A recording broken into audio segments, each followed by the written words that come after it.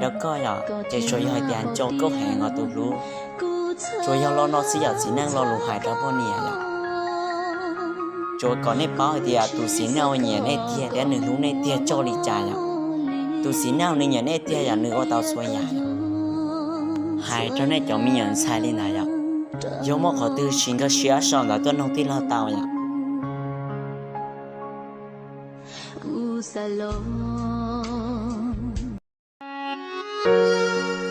vì cụ chỉ cho anh dọc ta gym lại can chế, e có thể là một chia ta lại lối lần tu lần trong ít tu trong nhẹ chế, vì cụ chỉ cho anh lại can chế dọc ta gym, e cho cái lu thì là một thầu pi sư chỉ một thầu sao, yan cho bao hay để xí lu là do chỉ xí tàu,